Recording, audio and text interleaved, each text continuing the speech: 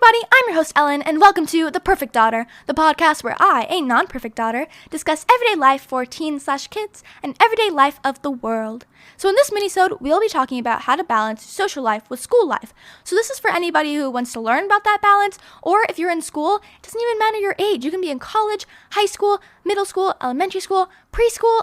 Shout out to the toddlers who are listening to this podcast right now. So today I am joined by Logan, Nora, and Penny. Logan is the interviewee, Nora is the guest host, she's going to be asking one of the questions, and our photographer, she took some awesome photos, which you can find on the website, and then Penny is just giving us vibes today. So they're all three sisters, and I'm so glad that they got to join us on this minisode, because it is so good. Go get your lunch packed, go get your backpack ready for school while you listen to this, and I hope you enjoyed this minisode of The Perfect Daughter.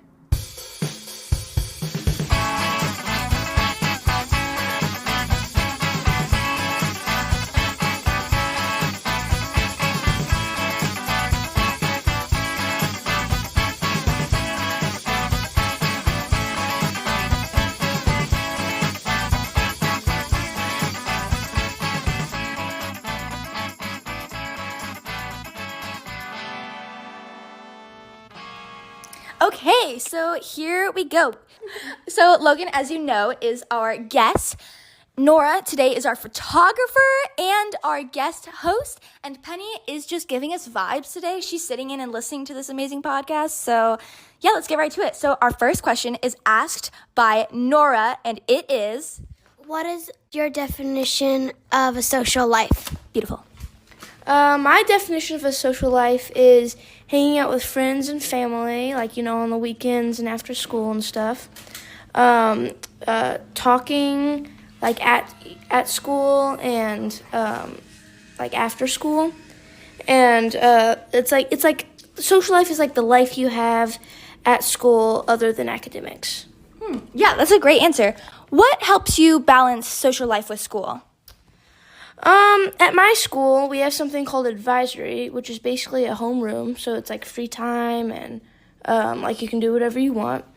It helps me a lot to do homework that I've had, you have 2 classes before advisory, and I do my homework from those 2 classes, and it helps me a lot, especially during sports when I have it every single day after school. Mm-hmm. Usually the teachers, if you're, playing games, even though you're not supposed to, they'll tell you, do your homework. You have some. I know you have some. You're in my class. And it helps a lot. Okay. So kind of the getting kind of ahead of your work helps you have more time for your social life? Yes. So do you ever find it hard balancing your social life with school? Yes, it can sometimes be hard.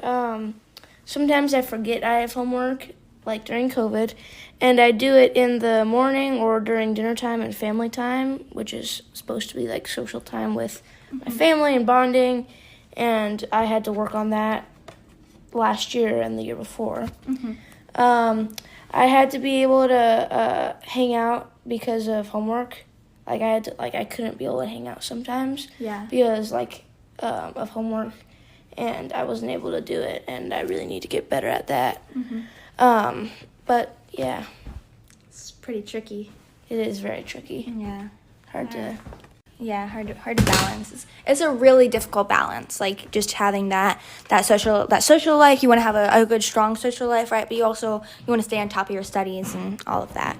So what are some tips for balancing social life with school, especially you were saying, how you kind of struggled with balancing social life in school, and I think kind of everybody who's in school kind of does that. I feel everybody needs to get better at, remembering to stay on top of your studies, but also, having enough time that you can spend with friends and family. So what are some tips for balancing social life with school, and then what do you think that you're going to do this year to help you with that? Don't put off work. That's my main thing. It never works out. It always comes back to bite you in the butt. If you have free time and you have time to do it and you don't really have any time to do social life and stuff like that, do your homework. Yeah. Then you can have fun later. Even though it's tempting, it makes it a lot easier.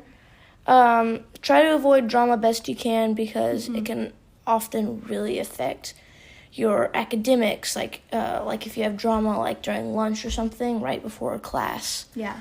and then you go to class and you're just thinking about this and you're not really paying attention, it can really, really affect you very, very much. Yeah. And what are some ways to kind of deal with that drama in school or outside of school? I wouldn't say avoid it. Okay. But because it's not, I mean, it's not great when, like, there's drama going on and you kind of just walk away. It's like maybe try and change the subject. Yeah. Or just, like, say, like, hey, guys, this is stupid. Like, don't fight. It'll make it a lot easier. Okay, cool. Yeah. Cool. Well, thank you so much, Logan, for doing this interview. You're welcome. And thank you to our amazing photographer. Some of these photos that she took are going to be on the website, so go check those out. Yeah! And thanks to Penny for giving us such good vibes this episode. Yeah! Woo! All right, so yeah. See you guys next time. Woo! Oh, I love them. They're just so fun and so cool. And I loved Logan's answer on, prioritizing work, but also making sure that you have enough time for your social life, because you want to be able to hang out with your friends and family, because those social connections are so important. And I mean, the tips that she gave on how to balance your social life in school and some of the stuff that we learned about it, it can really be applied to anything in life. It can be applied to balancing your swim team and your book club, or your job and your cats. It can be whatever. Just finding the balance that works for you in your life is really important, I think. Make sure you go check out some of the photos that Nora took on the website. It's perfectdaughterpod.com. And I hope you enjoyed this minisode of The Perfect Daughter. The Perfect Daughter is a Rizzle Thistle Entertainment original. I'm your host, Ellen. The Perfect Daughter is produced, mixed, made, and edited by me. Special thanks to my mom, Virginia Patterson, for help with the website, which you can go check out for more information about The Perfect Daughter. The theme music was written, produced, mixed, and made by me. And you can find more episodes and minisodes of The Perfect Daughter on Spotify, Apple Podcasts, and YouTube. Remember, no one is perfect. Bye!